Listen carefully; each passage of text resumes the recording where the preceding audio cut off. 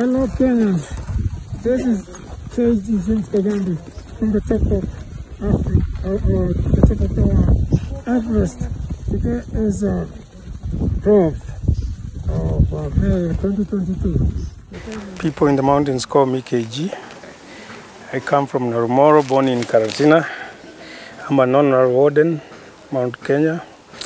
I'm an honorary member of Mountain Clubs of Kenya because of what I've done for mountaineering. Yeah, I have done quite a bit of mountaineering to be able to be honored that way, and started mountaineering like 34 years ago. When I grew up, when I was young, I remember I was a scout member, and I really liked it. And for some reasons, I had this confidence in me. I would just bring some scouts and tell them, let's go do this. And they would trust me, and I don't know what I'm doing, and we would go and come back successful. My first attempt on a mountain was Mt Everest, 1978, with a group of 60 scout and girl guides with no teacher. And we went halfway and we came back. And from there, I just got into it, finished high school, and then became a teacher. I was actually a teacher for 7 years, a primary school teacher next to Mount Kenya.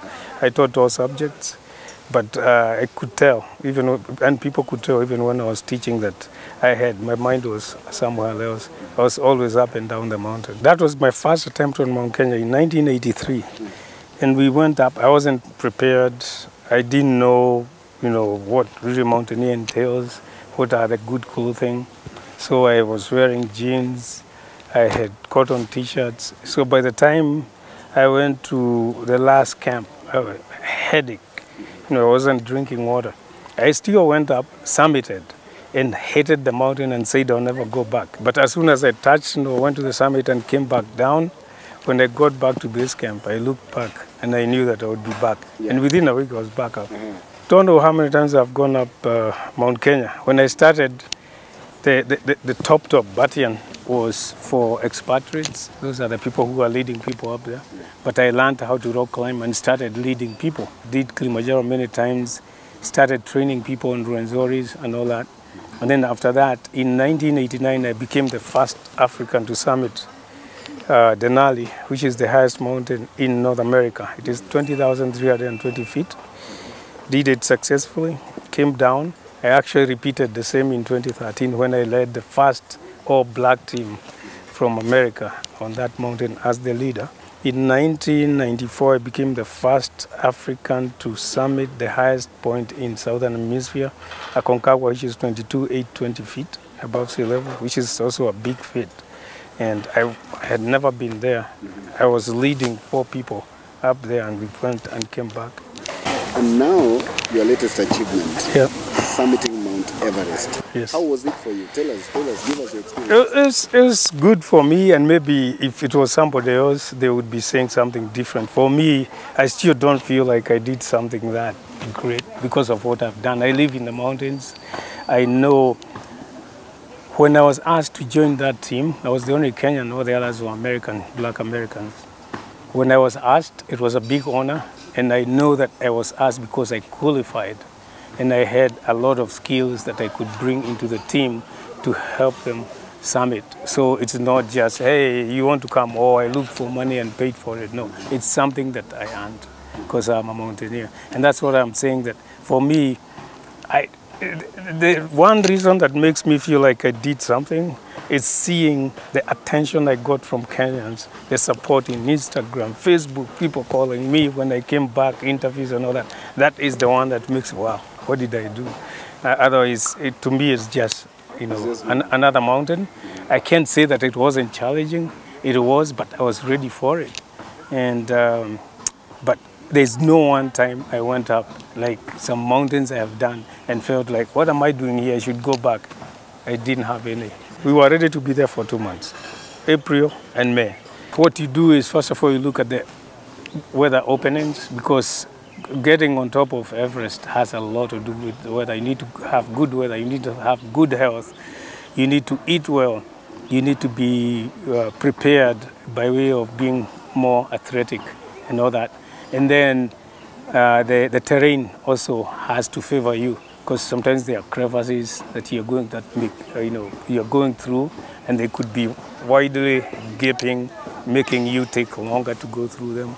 There could be avalanches, but in our case, all that was very good. The hike into Everest Base Camp is about 15 days. You get to base camp, you have to spend like 5 days acclimatizing. You are at a high level, and then you do the first rotation. You can do as many rotations as possible. We did the first rotation. You go to Camp 1, then you go to Camp 2, then you go to Camp 3, and come back down to ABC to rest your body, because at that point your body is like, no, this is not good. You need to go back. Some people even go lower, but we just went to ABC, and then luckily enough, we spent 4 or 5 days again, and then we were told, oh, there's a good opening of a good weather. There's window, so we left for first camp.